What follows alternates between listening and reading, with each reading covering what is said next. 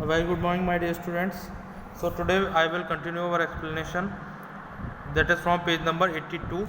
And yesterday I have sent you the short exercises, that was MCQs. So I hope all of you have written in your copies.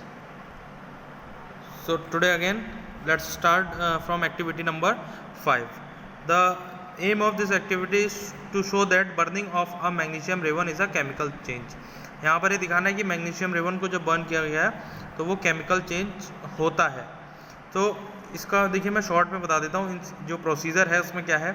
Just take a magnesium ribbon को लेना है और उसको पहले तो sand paper से rub करना है। We have to rub it by the sand paper. क्यों? क्योंकि वहाँ पर उसके ऊपर एक ऑक्साइड की लेयर आ जाती है जिसकी वजह से उसको जलाने में प्रॉब्लम होगी अगर हम उसको साफ़ नहीं करेंगे।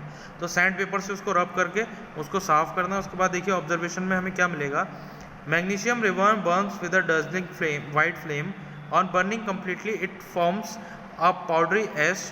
The powdery ash so formed is not same as magnesium ribbon. मतलब डेजलिंग फ्लेम, जैसे दीपावली में आपने सभी ने फुलझड़ी को जलते हुए देखा होगा, एक चमकदार फ्लेम होती है। तो उसी तरीके से मैग्नीशियम भी बर्न होता है और इसके बर्न होने के बाद हमें एक वाइट कलर के पाउडरी ऐश, मतलब पाउडर की फॉर्म में एक ऐश मिलती है जो कि पहले की तरह नहीं होती, इसमें अभी कुछ चेंज हो गया है। कंक्लूजन क्या निकलेगा? The powdery ash is magnesium oxide. मतलब जो पाउडरी ऐश जो हमें मिलेगी उसको जलने के बाद वो क्या होगी? वो मैग्नीशियम ऑक्साइड होगी। A change has occurred on burning a magnesium ribbon which can be represented as follows. Magnesium plus oxygen. देखिए मैग्नीशियम जब बर्न हुआ होगा, it was burning in the presence of oxygen. कोई भी चीज़ बर्न करती है तो ऑक्सीजन की प्रेजेंस में होता है, तो उसने बनाया होगा magnesium oxide. On mixing magnesium oxide with water a new substance called magnesium hydroxide is formed. Reaction यहाँ पर दी हुई है आपको। तो यहाँ पर ये जो दिखाना चाह रहे हैं वो ये शो करना चाह रहे हैं कि जब मैग्नीशियम को बर्न किया गया तो कुछ नया सब्सटेंस बना। तो जब कुछ नया सब्सटेंस बना और उसकी कुछ नई प्रॉपर्टीज़ थी, इसका मतलब burning of magnesium is a chemical change. यहाँ पर ये आपको ये शो करना चाहते हैं। Next, to observe a chemical reaction with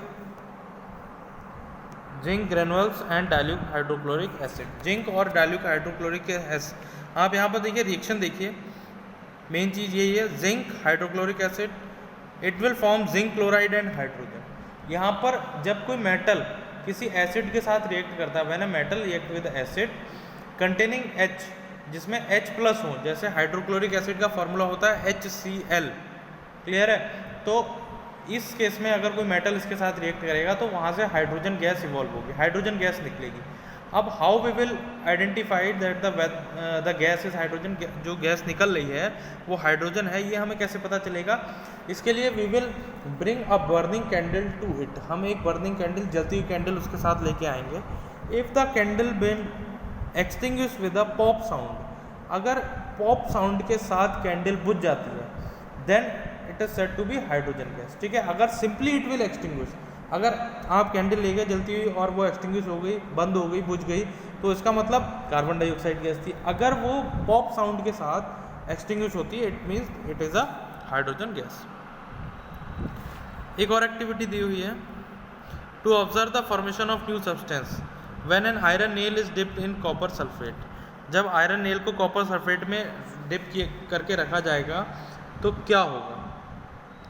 यहाँ की भी इसकी रिएक्शन देख लीजिए आप। कॉपर सल्फेट ब्लू कलर का सॉल्यूशन होता है, कॉपर सल्फेट ब्लू होता है। पहले के टाइम में इसका यूज़ होता था घरों की पेंटिंग के लिए, घरों में पुताई जो होती थी इसको तोतिया नाम से भी जानते थे हम लोग। पहले के टाइम में मैं बात कर रहा हूँ, तो कॉपर सल्फेट का यूज़ होता था। कॉपर सल्फेट का जो सॉल्यूशन बनेगा that will be blue in colour, dark blue type का होगा। उसमें जब हम आयरन नेल डिप करके रखेंगे, what we will observe after 4 to 5 hours, 4 से 5 घंटे बाद हमें पता चलेगा कि जो सॉल्यूशन ग्रीन था वो कैसा हो गया है? ग्रीनिश हो गया नॉटिस। और वो सॉल्यूशन अब कॉपर सल्फेट का ना होकर फेरस सल्फेट का हो गया। और जो आयरन नेल थी हमारी, उसके ऊपर आपको साफ साफ रेडिश ब्राउन कलर का कॉपर दिखेगा वहाँ पर। क्यों? यहाँ पर होती है देखिए डिस्प्लेसमेंट रिएक्शन। डिस्प्लेसमेंट रिएक्शन का मतलब है आयरन यहाँ पर ज़्यादा रिएक्टिव है तो वो कॉपर सल्फेट में से कॉपर को डिस्प्लेस कर देता है।